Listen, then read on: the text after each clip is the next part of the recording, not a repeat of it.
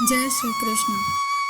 भगवद गीता अध्याय 2 श्लोक संख्या 51।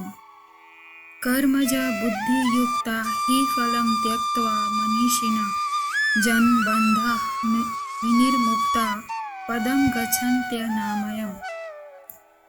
इस तरह भगवत भक्ति में लगे रहकर बड़े बड़े ऋषि मुनि अथवा भक्तगण अपने आप को इस भौतिक संसार में कर्म के फलों से मुक्त कर लेते हैं। इस प्रकार वे जन्म मृत्यु के चक्र से छूट जाते हैं और भगवान के पास जाकर उस अवस्था को प्राप्त करते हैं जो समस्त दुखों से परे है।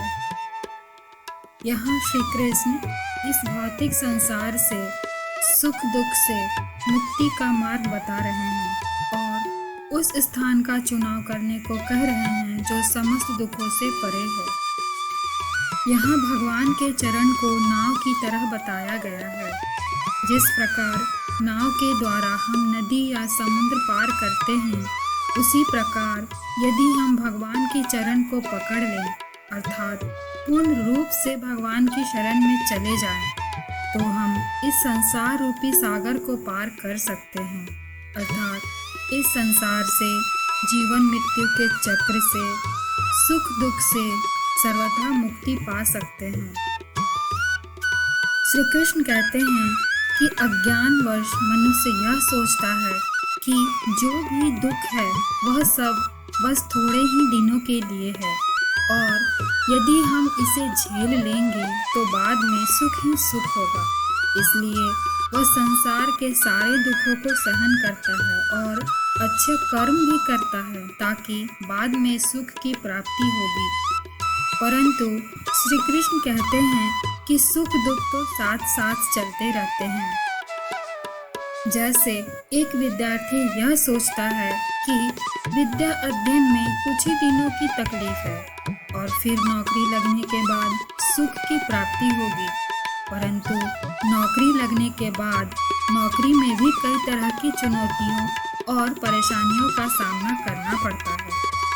फिर वह सोचता है कि शादी हो जाएगी, फिर सुख की प्राप्ति होगी, परंतु शादी के बाद भी कई तरह की जिम्मेदारियां और परेशानियां बढ़ जाती हैं। इस तरह हम इस संसार में रहते हुए दुखों और परेशानियों से छुटकारा नहीं पा सकते। इस संसार में कहीं भी कोई भी शरीर दुखों से रहित नहीं है।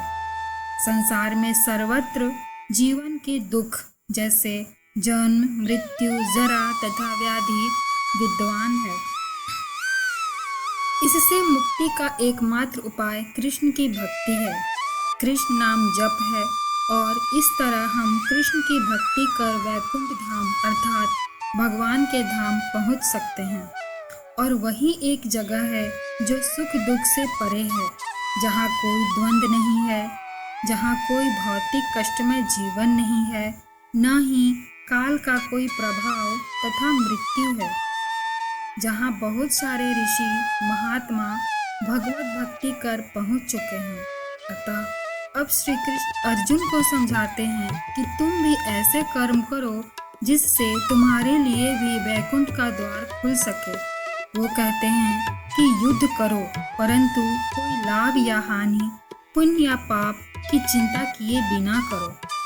कृष्ण की खुशी के लिए करो, कृष्ण के लिए करो। इस तरह जो मनुष्य सुख दुख या लाभ हानि की चिंता छोड़कर कर्म करता है वह कृष्ण के लिए कर्म करता है और वही वैकुंठ धाम का अधिकारी बनता है। और ऐसा वही करता है जो कृष्ण की सर्वोच्च सत्ता को जान लेता है, उनकी अलौकिक स्थिति को समझ जाता है, परमात्मा को जान जाता है और जो अपने स्वरूप को जान जाता है कि वह केवल आत्मा है और आत्मा का सच्चा संबंध तो केवल परमात्मा से ही है। परंतु इस भौतिक संसार में रहते हुए भौतिक सुखों के पीछे भागने के कारण हमारा परमात्मा के साथ संबंध कमजोर हो जाता है, जिसे हम भक्ति के द्वारा फिर से मजबूत कर परमात्मा को पा सकते हैं।